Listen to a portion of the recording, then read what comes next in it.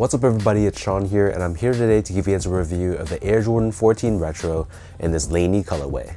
So this is an OG colorway, which released as an Air Jordan 14 low top back in 1999 when the model debuted. But similar to how they adopted the ginger colorway, recently Jordan Brand brought these back, but instead in a mid-top form. And the colorway for this shoe is nicknamed Laney, which is a reference to Michael Jordan's high school and their school colors of blue and yellow. So these released back on May 27th for a price of $210 US or a hefty 270 Canadian dollars. And these were available at most sneaker boutiques such as the Closet Inc. here in Canada. The Closet Inc. is my go-to shop for Jordan Retros and Nike releases, and they're independently owned and operated, based right here in Southern Ontario in Canada. So for all my Canadian viewers out there, I'll link their website, their Instagram, their Twitter, all that good stuff down below. So be sure to check them out, support the independent shops, and be sure to tell them that I sent you. So back to the shoes, the official colorway for this shoe is Varsity Royal, Varsity Maze, black and white. And while the Air Jordan 14 doesn't really have a ton of hype surrounding the silhouette, it's honestly one of my favorite Jordan models because not only does it perform really well on the court, but I also find it to be extremely comfortable for casual use as well.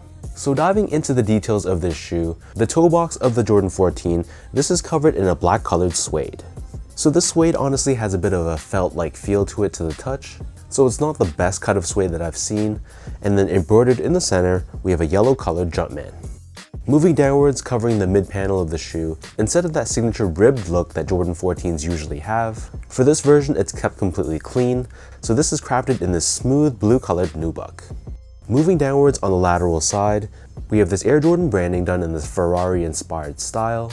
And when you compare this to the medial side, this side is kept a bit cleaner and more simple, and we don't have Jordan branding on this side whatsoever. Moving downwards, we have another overlay of that blue colored Nubuck towards the heel, and we have this rubberized overlay running down the center of the heel. And here we have the Jumpman logo along with the number 23 in white, and we have a small hit of black nylon at the very top. In terms of laces, so these only come with one lace option, and they're a black colored oval shaped lace, but they come with these metallic silver lace tips, which adds a premium feel and finish to it. Underneath this, we have a black suede tongue, and towards the top it's completely perforated. And then the top of the tongue is covered in a black colored mesh, and we have this TPU bar on the very top in yellow, and here we have Jordan branding cut out across. So the Jordan 14 is cut in this asymmetrical fashion, where the lateral side is a bit lower to give you ankle mobility, and the entire liner of the shoe is covered in this black colored textile. As far as the insoles go, so these come with a pretty thin foam insole. However, turning the insole over to the other side, you'll see there's added targeted padding underneath the heel and the forefoot.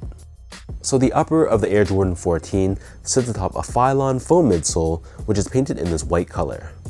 Just like any other Air Jordan 14, the foam creeps up and onto the upper of the shoe, shaped like teeth, and this helps to give you added stability and more lockdown. And encased within this midsole but not visible to the eye, we have a separate heel and forefoot Zoom Air unit, which is one of the reasons why the Jordan 14 is so comfortable and it's such a well-performing shoe on the court. And on the medial side, you'll also see we have a small ventilation hole as well, and this not only makes the shoe a bit more breathable, but also shaves off a bit of the weight of the shoe as well. Finally, turning this pair over to the bottom, so this outsole is constructed out of a black colored rubber.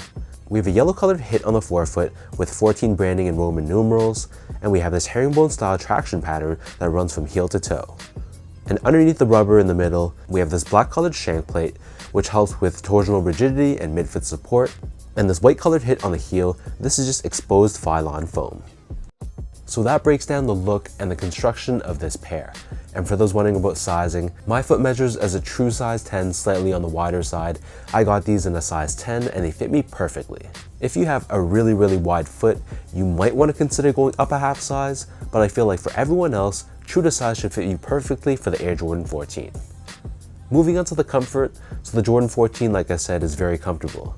Even if I'm wearing these just for casual use, you can really feel the responsiveness of the Zoom Air both underneath the forefoot and the heel of the shoe too. And on top of that, the Jordan 14 is deceivingly very lightweight. So you might not think it if you look at the shoe just from afar, but honestly trying them on, you'll really see what I mean. They feel super airy, very lightweight on foot, and the way the laces are, you can really tighten up the shoe, giving you a very snug one-to-one fit without any discomfort for your foot. Finally, in terms of the overall quality and the craftsmanship. So first off, material quality was okay, but it honestly wasn't that great. Like I mentioned earlier, the suede sort of had like a felt-like feel to it, so I wasn't that impressed with the suede. But to be fair, the nubuck that they used on the shoe, this blue portion, to me this felt a little bit better. So while the materials weren't great, I thought the build and the craftsmanship on the shoe was pretty solid. A small issue that I had were these foam teeth. I noticed that they were already pre-creased straight out of the box. But aside from that though, I thought the stitch job was good, there wasn't any visible glue stains, the paint job was solid as well. So given the high price point of this shoe, I would have wished that the materials were a little bit better, but fortunately the overall build of the shoe was pretty much spot on.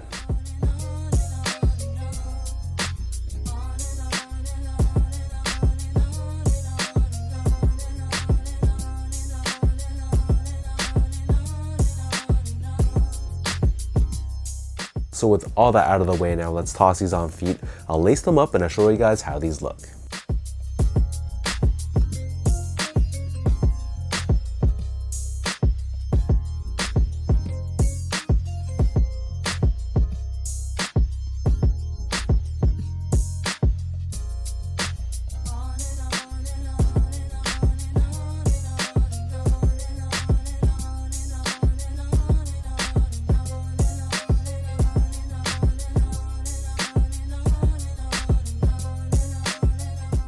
Usually when Jordan Brand adopts a Laney inspired colorway on their silhouettes, it does pretty well on the market. And I think it translated pretty well to these Jordan 14s. And even though this is an OG colorway, I never owned a pair of the OG or the retro of the low top. So this mid-top version is personally my first experience with the Jordan 14 in this colorway. And I have to say, getting them in hand, I actually like them more than I thought I would have based on the initial product images. Is this the most wearable version of the Jordan 14? Definitely not, but the shade of blue really just pops, and when it's accented with these white colored hits and the yellow, I think it works so well together. So let me know in the comment section down below what you guys think about these Air Jordan 14 Laneys. What are your overall thoughts on this colorway? And is this a shoe that you picked up? Are you potentially waiting for these to go on sale? Or is it just not your thing whatsoever? If you guys like this video, be sure to like, comment, and subscribe to my channel if you haven't yet. You can follow me on Instagram at esco8, follow my Twitter account at sean.go, and visit my website at seango.ca. So until next time, thanks so much for watching. Hopefully you guys enjoy this review, and I'll catch you guys all in the next one.